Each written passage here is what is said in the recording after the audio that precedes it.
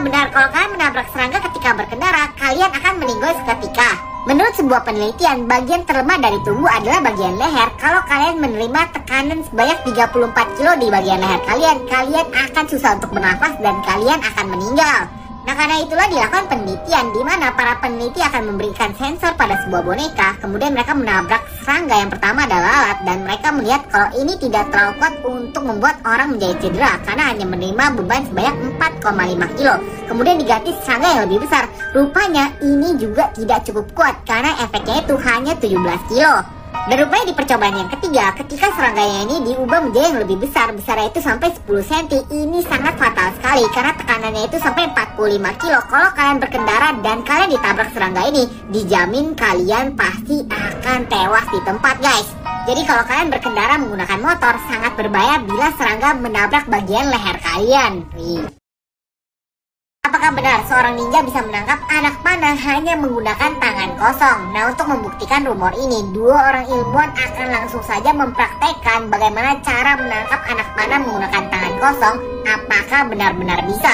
Untuk faktor keselamatan, anak panahnya ini akan dilapisi oleh bola tenis. Dan setelah beberapa kali percobaan, akhirnya para ilmuwan tersebut berhasil menangkap anak panah menggunakan tangan kosong. Tapi sayangnya, kalau anak panah tersebut dilapisi menggunakan bola tenis, kecepatan dari anak panah tersebut akan turun sebanyak 3 kali dari kecepatan normal.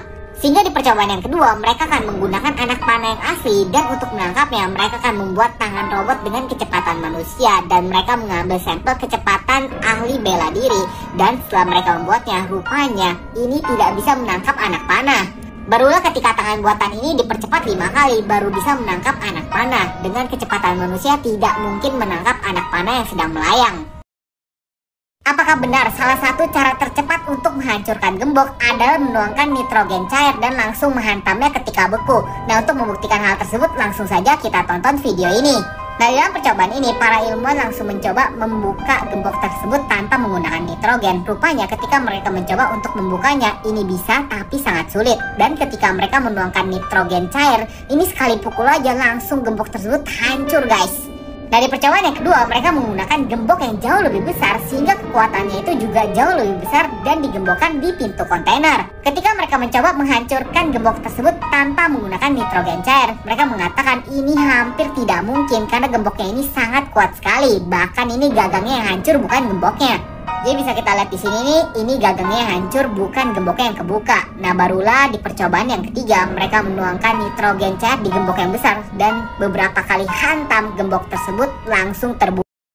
Salah satu hukuman paling mengerikan anggota bajak laut yang memberontak ke kaptennya adalah mengubur kaptennya di pinggir pantai hidup-hidup, dan ketika ombaknya datang, kaptennya ini akan tenggelam.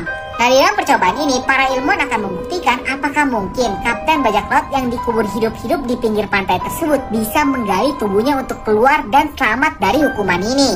Di sini para ilmuwan mengubur hidup-hidup temannya untuk membuktikan apakah mungkin dia itu bisa kabur, guys. Tapi rupanya untuk bergerak saja, kata temannya, ini sangat sulit sekali. Kemudian untuk melepaskan tangannya yang terkubur membutuhkan waktu 5 menit. Kemudian temannya juga mengatakan sangat sulit untuk menggali karena pasir yang digali itu jatuh lagi ke bawah dan membutuhkan waktu 1,5 jam untuk keluar dari pasir tersebut. Tapi untuk membuktikan hal ini lebih dalam lagi, mereka langsung mencoba untuk mengubur temannya di dalam pasir yang basah karena ini lebih berat dan lebih susah untuk keluar. Dan hasilnya adalah temannya itu tidak bisa keluar kalau dikubur hidup-hidup di pasir yang basah.